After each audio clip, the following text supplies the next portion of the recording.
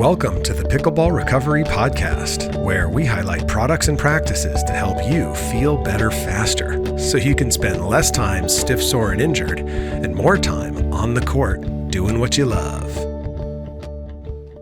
This podcast is sponsored by Zamst.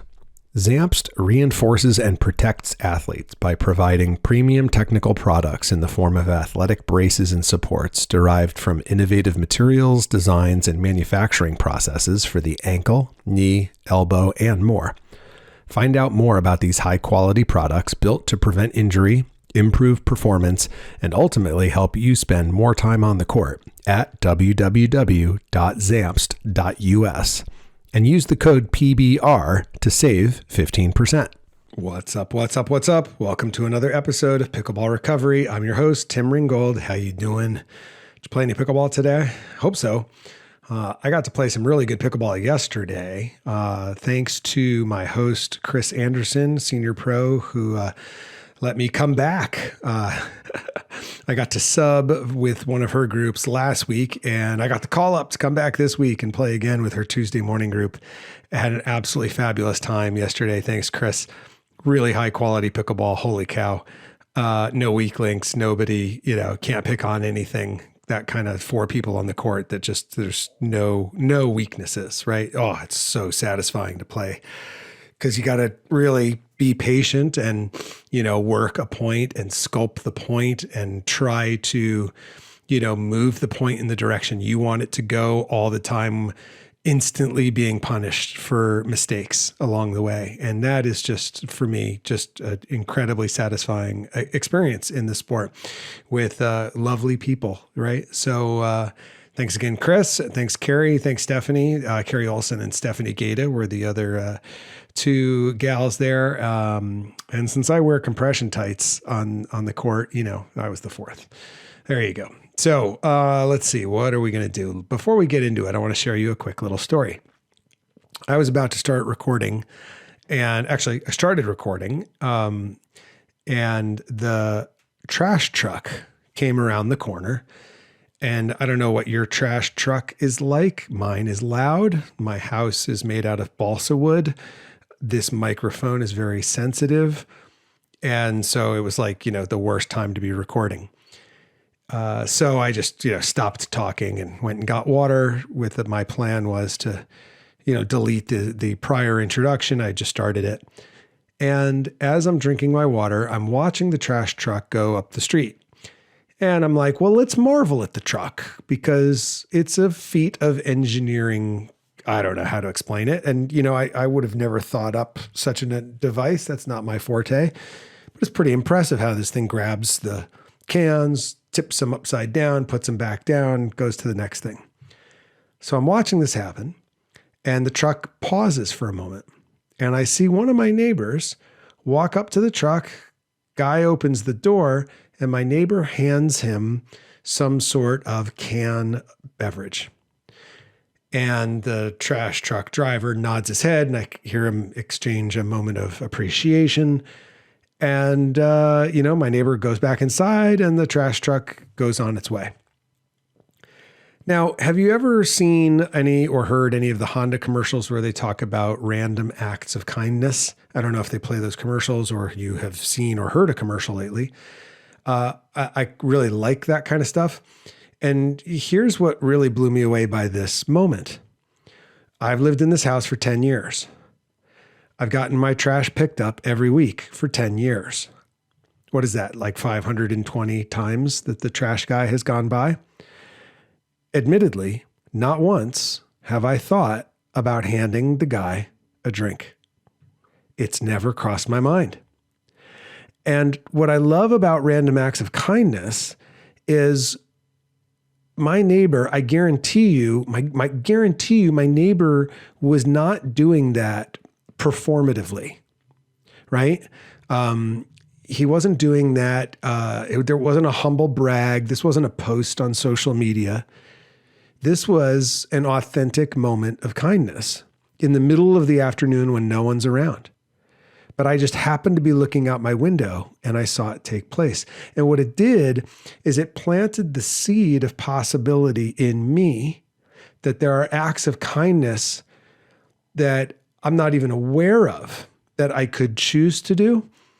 It's not even that like I see the gal at the post office today who's begging for money and I don't carry cash and I don't give her any money because I don't have any cash. I don't have anything to give her. I don't even have the thought to do this type of random act of kindness. And so I'm sharing this story just because I think the world could use more random acts of kindness. And what's beautiful is that they're usually contagious in the way that I'm describing right now. And I watched a commercial once actually show this, where someone did something kind, someone else saw it, and then the next scene is that person doing something kind, someone sees it, and then the next scene is someone else doing something kind. And so, anger is contagious, fear is contagious, but so is kindness and goodness. And so I just wanted to start out the podcast today and just tell that story.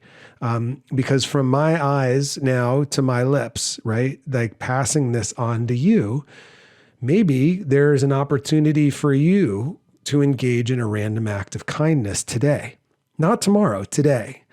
And I'm literally going to be, thinking about this the rest of today. Like I know we have plans tonight to go to this thing, and my radar is going to be up. Like, how do I do a random act of kindness? Now, I guess he's coming back up the block now because I can hear that familiar squeak of the brakes. So maybe you too can listen in here. Let's see. Yeah. Did you catch that? I wonder if that showed up on the mic. Maybe it did. Maybe it didn't. Oftentimes I'll listen to podcasts and they'll be like, sorry about that noise. And you'll be like, what noise? So maybe it's much ado about nothing. But yeah, random acts of kindness. The world could use more of them. They're contagious. Conspire today to act kindly in a way that no one was expecting for no reason other than because it's a cool thing to do. All right. So there you go. There's my sermon for today. Let's get into the interview. So we are back with Dr. Jody Danese today. If you recall, I think it was episode 50, came out in January, I want to say.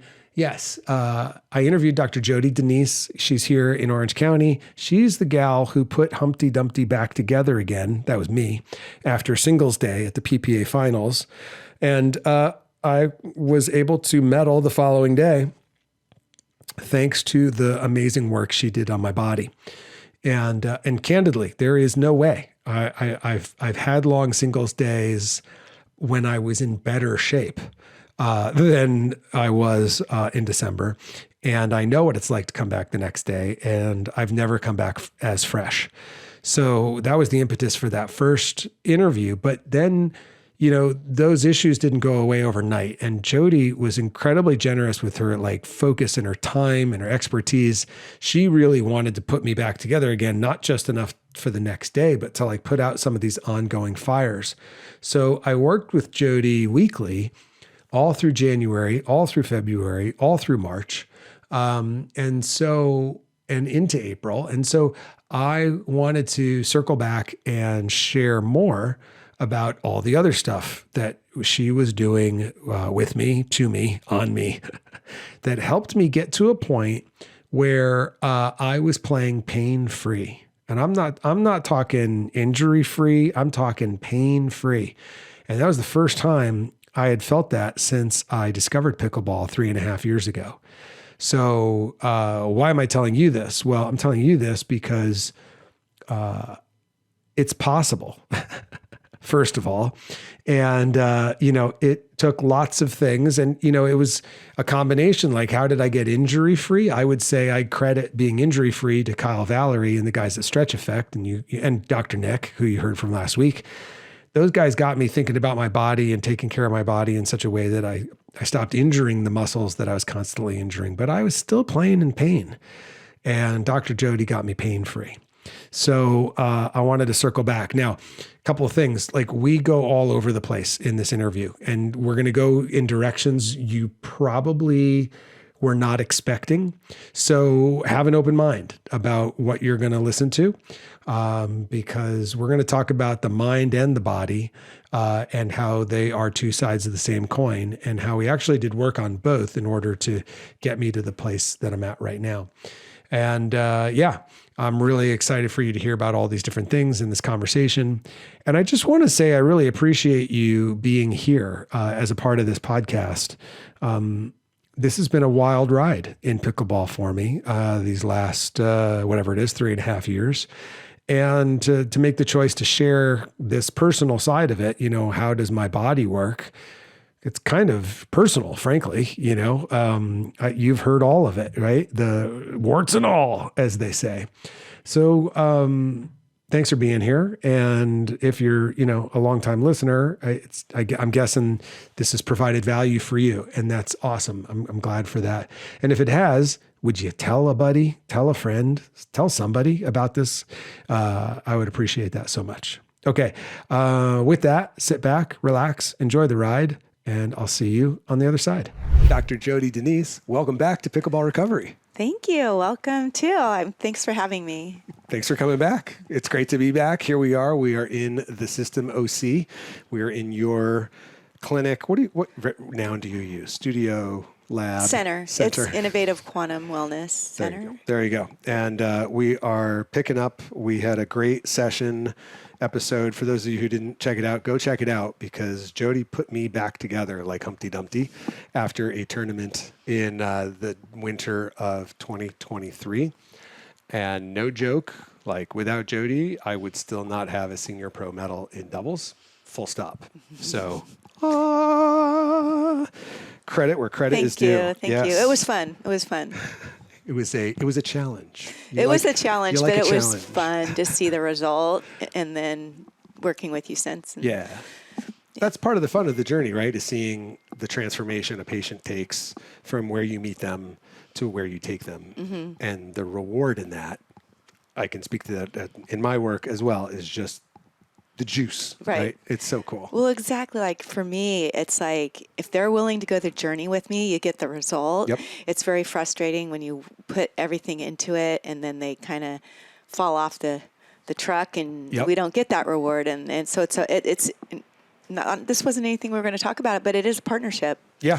Oh, 100%. Yeah. In my clinical world, we have this really nerd phrase called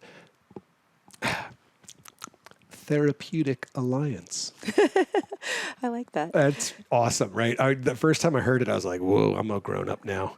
Therapeutic alliance, where we come together and we agree to work together, patient and therapist, whoever it is, doctor, healer, person, but you have to work together to get the results. And we did. So this episode today, we're going to kind of jump in and talk about what is under the hood up here. Because when you met me, I was on fire from just too much singles, but I had this background of concussion where I had just come off of a intense 7-month rehab from being hospitalized.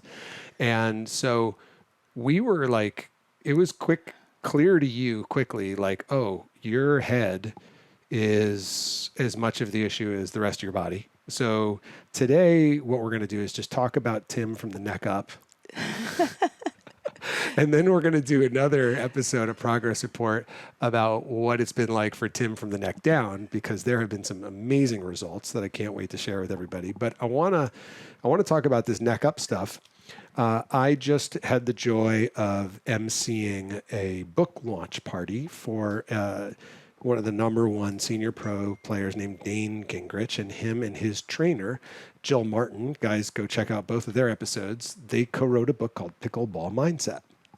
And it's all about the mental side of the game, and that you are playing a physical game, but you're playing a mental game, and you're playing the mental game against them, but you're also playing the mental game against yourself. Right. And we talked in the last episode about a physical game against them and a physical game against your body when your body won't do what you want it to do. Right. And 2 battles. You said two battles. That's right. The two battles going on. Yeah. And so when I lose, it's usually because I'm fighting more battles than my opponent.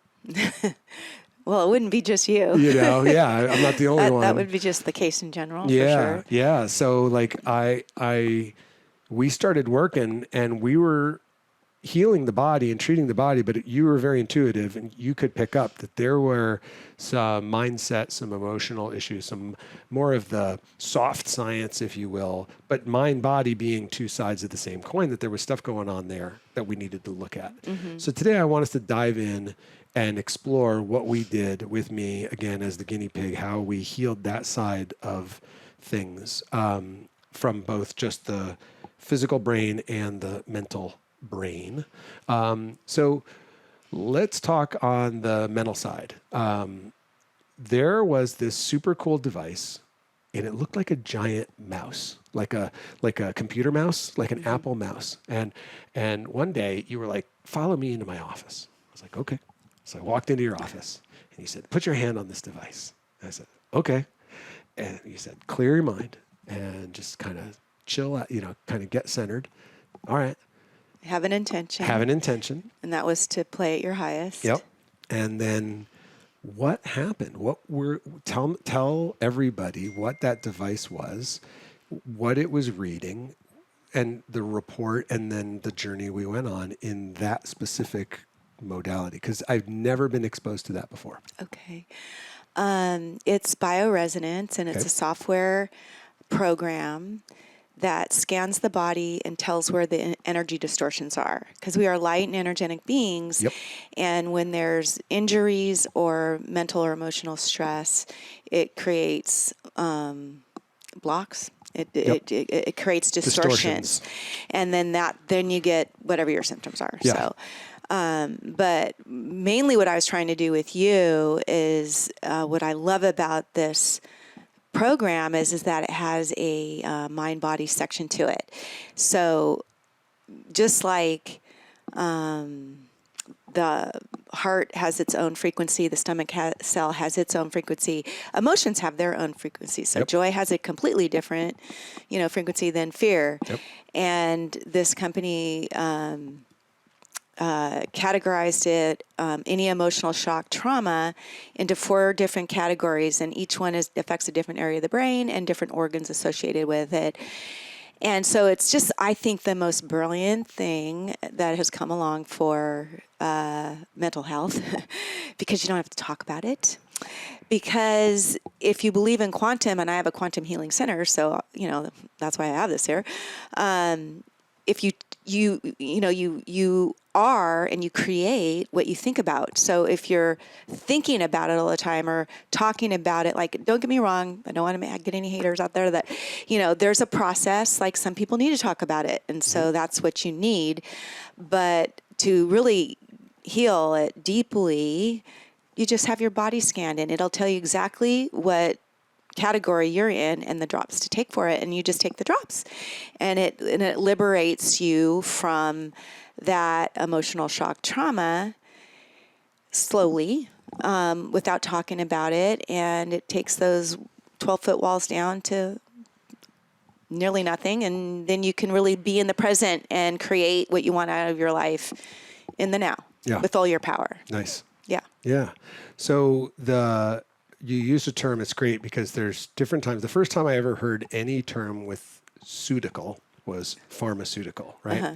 And then one day I had a buddy of mine who worked at Jarrow supplements, and he said, I'm in the nutraceuticals. So nutrients. Yeah. And I was like, oh, that's fun.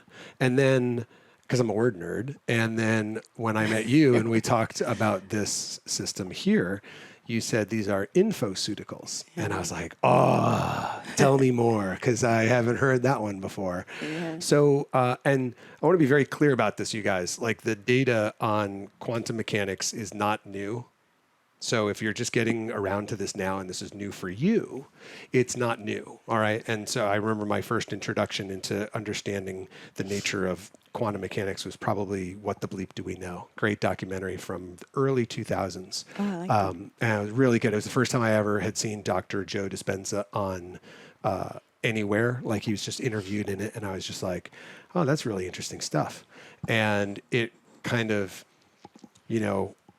for me, as someone who grew up where the atom was the smallest unit of matter, and then they went smaller than the atom while I was in high school, and we started to define things like quarks, and we had new words in science, and it was like, and bosons and leptons, and these things didn't exist 10 years earlier in the language, in the science, in the literature, in the research, anywhere, until they discovered it. And they were like, well, we observe them, we see them, it's predictable, it's replicatable, we see these phenomenon, we name them now, this phenomenon, and this is what this is. And so the whole quantum world for a lot of people is new science to them, but it's not new science. It's not new science. No. Like even Einstein and, Tesla really brought it to the map. And Talk about an early adopter. Yeah. So Ahead of his time. Yeah. Yep.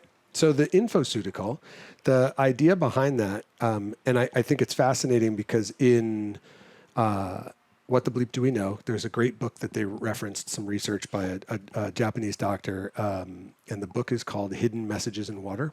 Oh, yeah. And fascinating, where people would just literally place an intention on water as they were freezing the water, and the crystals would change shape.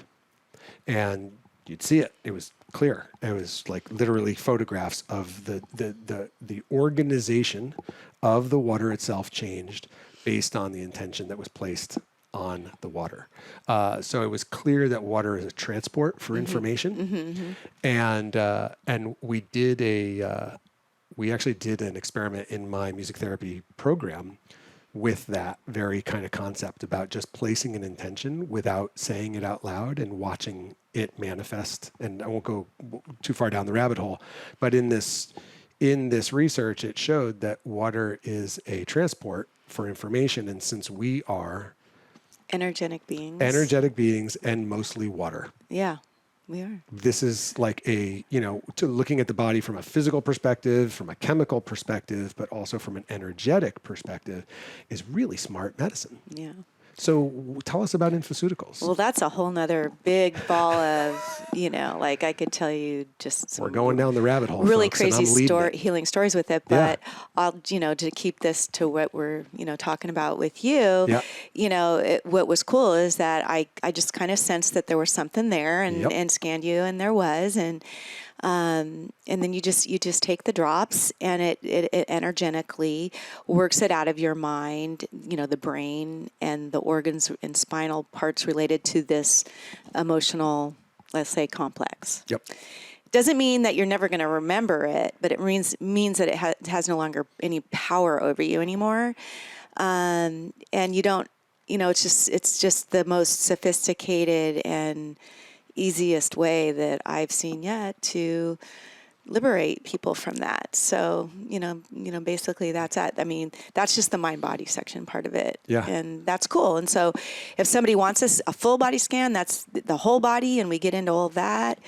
But if they just want to come in and figure out the mental mind body part, then I do the scan and just go over that section. And It's real simple, and you just take the drops, and there you go. Yeah, it was like a prescription almost. Yeah. It's like, and then there's a mental performance section. So like if you need something for just, areas of your brain that aren't functioning right, it'll pick up that. And there's infoceuticals for that too, which are pretty cool too. That's awesome. So for everybody, just real quick, before you wonder or not about, I used the word trauma, like, let me just give it to you like this. Like, trauma is not just a trip to the emergency room.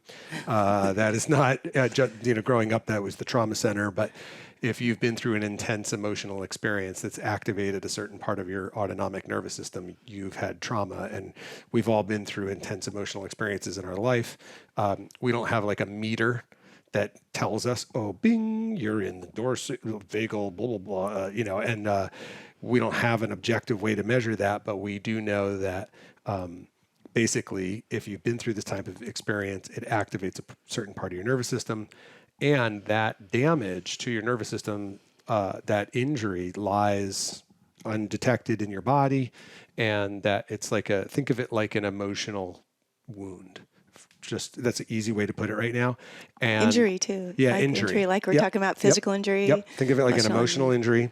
And time doesn't heal trauma, it just buries it. And so trauma can be buried in your body, in your mind body, and be just kind of like blocking. There's another word that I want to use, but I can't, it's not coming to me, but it's like, obfuscating, it's distorting, it's preventing some normal process for you, whether it's physically, mentally, or emotionally, or socially, or spiritually, and it's like just under the surface. You just can't see it. And so there are a lot of great ways that these kind of injuries can be healed and released. And it's important to do it because you can have things from 50 years ago that are still messing with you today.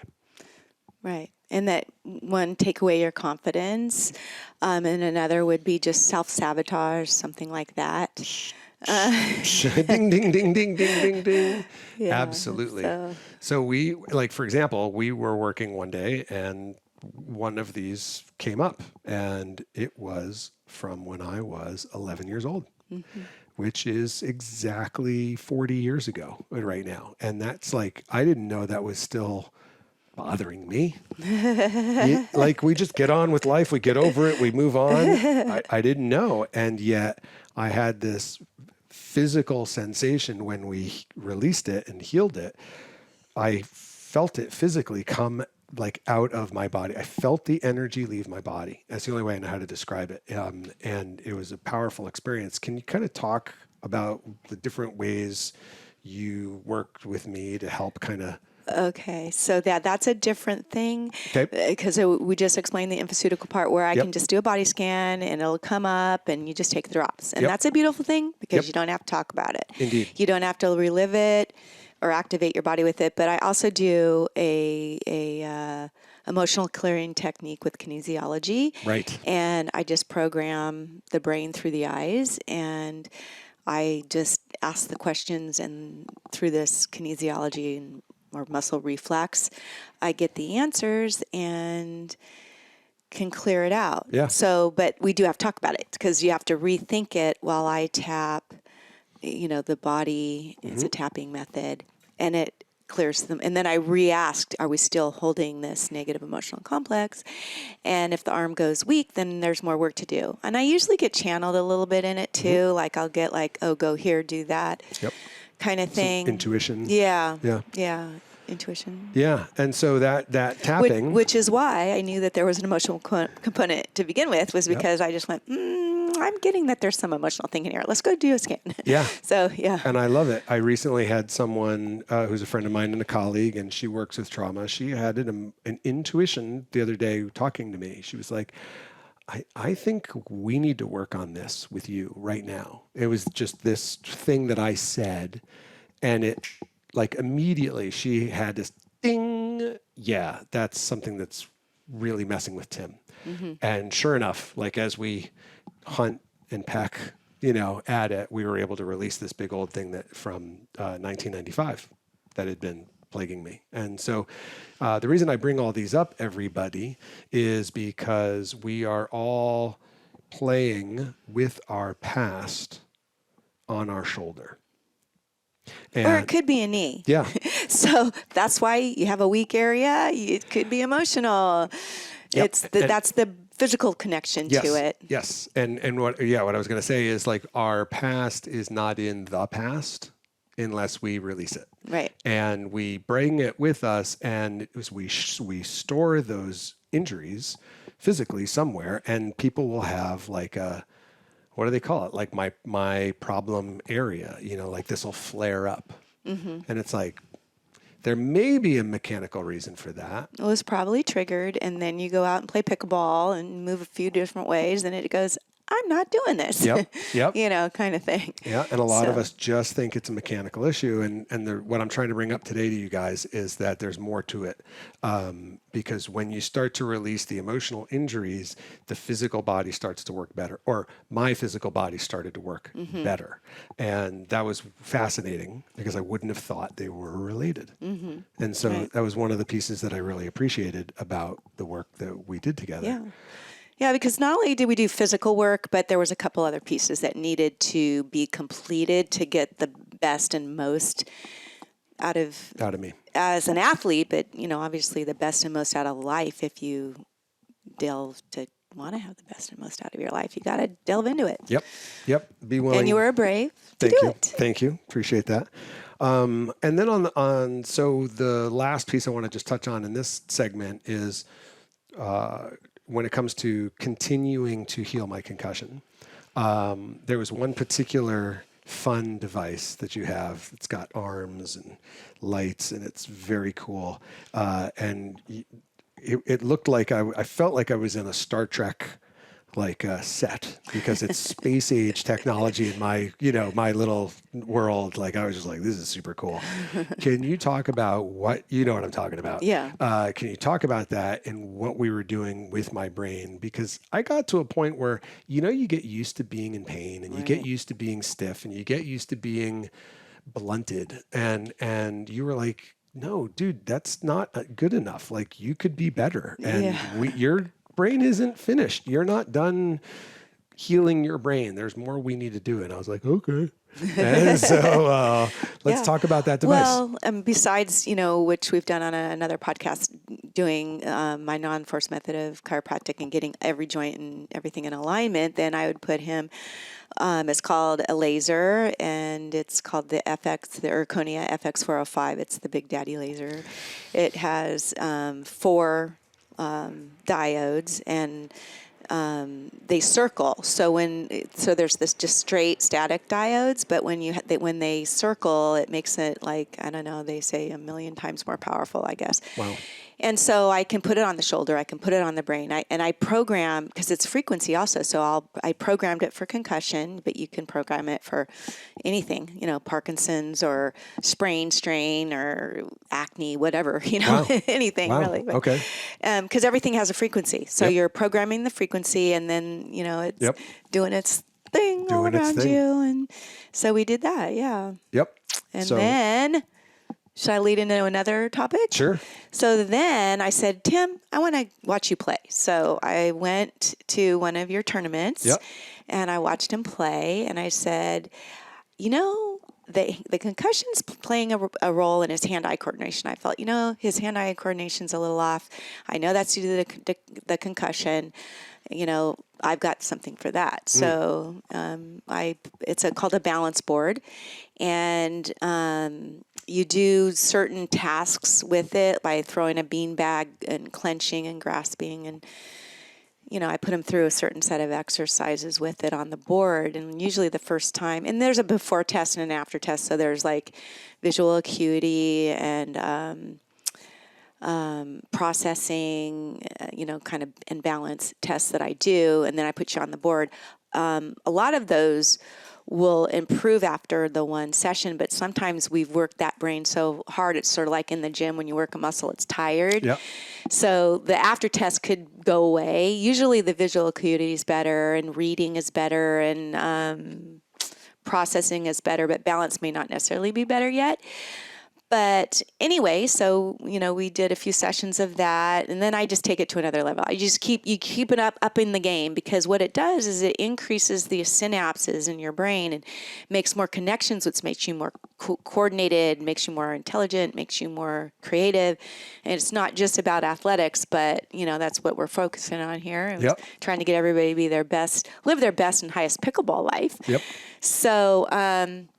So yeah, and then I got you on it while you were, playing pickleball, and it was just fun. It was fun. But you tell about what you felt like. I can sit here and say, oh yeah, he was so much better.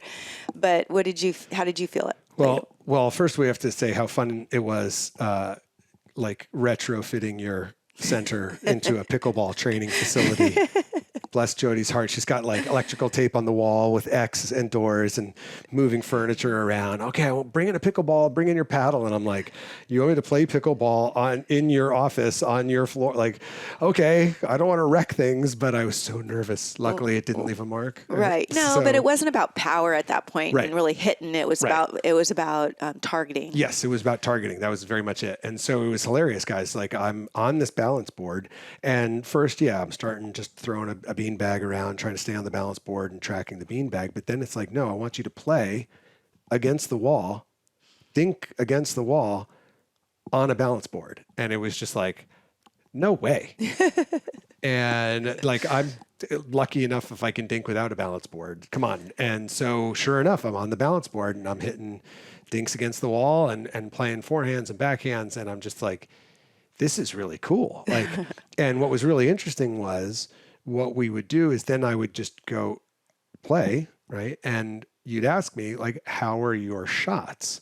And what I just noticed was I was missing fewer and fewer shots. Like if I meant to hit a ball into a particular place, I hit the ball in that place.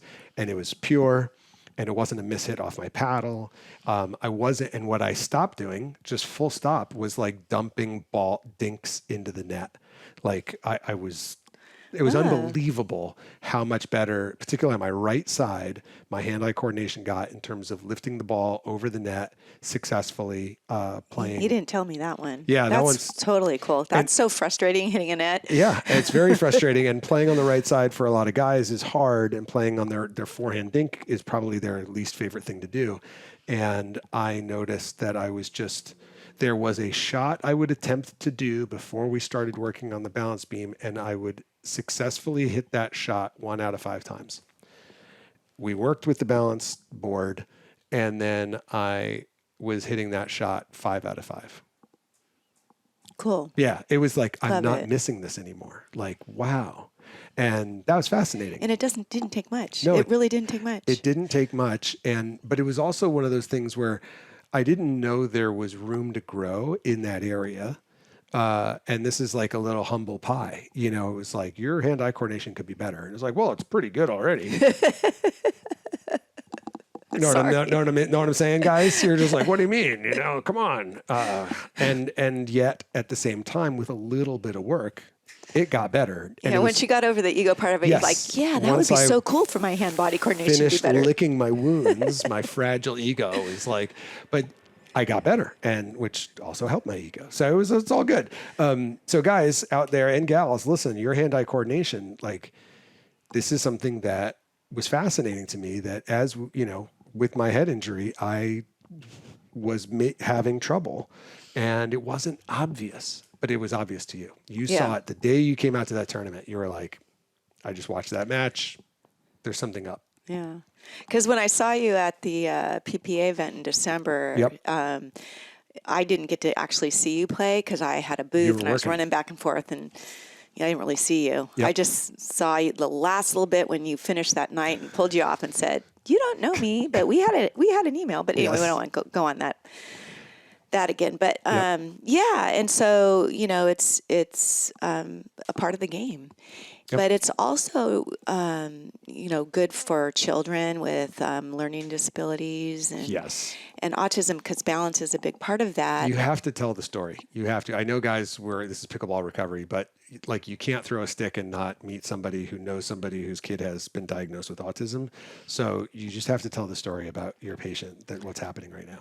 Well, I mean, he's doing another modality that I have in my clinic, or center, I shouldn't say, not a clinic.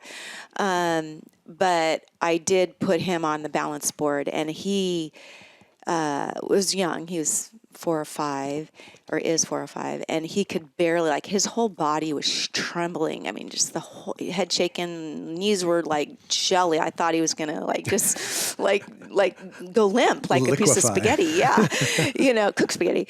And I'm like, oh, okay, let's just try to grab this bag, you know, and then we only did it for like maybe a minute or 2 minutes. And then I just, you know, had mentioned, let's work with him when you can, because a lot of times, you know, I get the dad to do stuff. Anyway, so I think he had been on it maybe 3 times, and he gets on it himself, off of it himself. When he drops a bag, he bent over and picked it up, and there was no like major, you know, shaking. Wow. But you know, like that is so huge.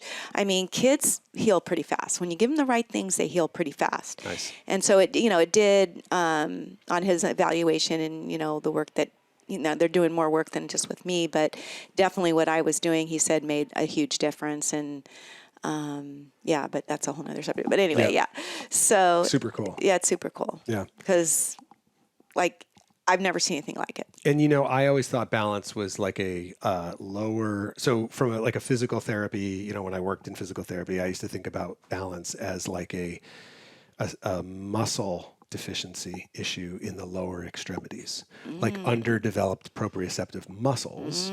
And again, mechanical. And like, let's just strengthen those muscles that, let's physical therapy, right? It's almost mechanical therapy. Treating the symptom and not right? really the cause of it at that point. Right? And looking at it like a machine, an inanimate object that forgets that it's got a computer, that the software, if it's, if the hardware is damaged, the software is going to be damaged. And so, that's why, to me, you really helped me in this concussion recovery journey of mine, kind of integrate and put together pieces of the puzzle that hadn't yet been put together by anybody else. And one of the things that I've on my journey is I consider, like, I work on an interdisciplinary team as a music therapist. I never say all you need is music therapy. Like, this is all you need. This is the one thing. It's the magic pill. No, it's usually a synergy of things. And this is going to be good for this. That's going to be good for that. That over there touches what this can't. And so you're going to need multiple things. And I've had lots of other good modalities healing my brain, but never had anyone said, get on a balance board. And that was a key piece of the puzzle. Like, I never would have thought getting on a balance board, I would have thought that's for my feet and for my shins. I didn't know it was for my brain. Yeah. So pretty cool. Yeah. So that's kind of, we hit the emotional, and then we hit more of the aspects of the brain and coordination. Not everybody has to have a concussion to have coordination issues, but, just life, posture or whatever. So, so that we integrated those few things, and I haven't seen you for a few weeks, and I thought, it's probably time for a tune-up. But, it's probably time for the tune-up. But I was surprised that you said that you have not had any pain. Yeah. So when I met you, I was in a lot of pain for the tournament, but I was playing in pain all the time. And so that was just something that wasn't anything I had escaped in the 3.5 years I discovered the game. I hadn't figured out how to play without pain. I got to a place where I was playing without what I thought were injury, where I wouldn't pull a muscle because I was pulling a lot of muscles. Then, thanks to working with Kyle Valerie in San Diego, I stopped pulling muscles. Cool. But I never got out of pain. And when we started working together, I saw us integrating all these different modalities together between the activation and the infoceuticals and the cryotherapy and the laser and the balance. And what I noticed was my gradual pain was starting to go down, but there was one last piece of the puzzle, which was I was still overtraining. And one day you had to kind of read me the riot act. You're like, I am throwing everything I can at this fire, and you're just throwing, like wood back on the furnace. Like you're outdoing the healing I'm doing. You're out damaging the healing I'm doing over here. Yeah, I was getting a little frustrated because I don't think you have to work harder, like that hard, and also we were in a healing phase. We were trying to heal him, but we were also trying to get him ready for some tournaments and stuff. Yeah. And, I don't know if everybody does this, but I just think it's the mindset. Like, you think, I have, the more I work at this, the better I'm going to get. And I was just like, okay, he's beating himself up, or I'm trying to heal him. Yep. So I just, I had to have the, hello. Yeah, we had a whole conversation. Can you just back off just a little bit and give yourself like 1 or 2 days of rest? Yes. Yeah, she's practically begging me, please just give me more rest so that my work can actually grab hold and get a foothold. And I was like, okay. And the thing with athletes, they don't have an issue with motivation. They have an issue with restraint. That's the problem. Yeah. And in pickleball, that's the biggest issue. Is it's a restraint issue. Most of the injuries and most of the chronic pain is simple overuse. It's not complicated. Well, that and playing while you're injured instead of fixing it. Just thinking, it's a muscle. It'll work itself out and I'll be fine. I'll play through the pain. And you'll hear stories about certain athletes throughout our history who played in pain and blah, blah, blah. They're 1 out of 10,000. The other 9,999 didn't make it, blew up. You never heard of them because they did destroy their body because they went too hard. And one of the things that's happened is when athletes go too hard and play through pain and get injured, you don't hear of them anymore because they get cut or they retire, and you literally don't notice and you don't know the whole story because they're gone. Mm-hmm. They're not winning anymore. So you don't hear anything about them. No one follows everybody who stops. They just follow who's still crushing it. So I had to stop and cut back. And now I'm back now down to just playing 3 days a week. And that's it. And I have a boundary. Do I want to play more? Of course I do. But I recognized my body can't handle it. And so in pulling back and establishing those boundaries, and in combination with doing all the modalities to heal all the damage I had done to myself, I am playing without pain. No pain. Played Tuesday, played with a bunch of guys in the afternoon, and it was hot, and guys were dying. They were just wilting all around me. And I was like, hey, Justin, let's play some singles while these guys are I had gas in the tank. Nice. But I didn't burn the gas. I left. I stopped playing, and now I'm sitting here in front of you pain-free. I love it. Yeah. Great. Mission accomplished. Mission accomplished. Yay. So where does everybody find you online, once again, for those who don't know? Innovative Quantum Wellness. I do have an athletic longevity section on my website. Okay. I have an athletic longevity program. It's sort of like a maintenance once a month. You can have a couple modalities and a non-force, old kinesiology, athletic treatment. And that's where you find me. And my office cell number is 949-637-2727. Cool. And if people want to follow you on Instagram, what do they look for? The System OC, I think also Innovative Quantum Wellness, but I think they're linked. The System OC is probably the easiest to remember. And they're linked to my website, my other Instagram. Cool. All right. Well, Jody, thanks again for joining us on Pickleball Recovery. Thanks for having me. You're welcome. Thanks so much for listening. Did you know there's one place on the web for all your recovery needs? It's at www.pickleballrecovery.com. You'll find all the products I personally use and recommend, along with exclusive discounts on many of them, as well as my blog where I help you make sense out of all the different products and practices out there to keep you moving and feeling better so you play better. After all, your body is the most expensive piece of equipment you own. Also, do you want to know the number one mistake picklers make that leads to increased pain, soreness, stiffness, and injury? Just head over to pickleballrecovery.com and download my free guide to playing with less pain and more enjoyment. Listen, pickleball makes us feel young at heart, but not young in body. So go download my free guide at www.pickleballrecovery.com. See you next time.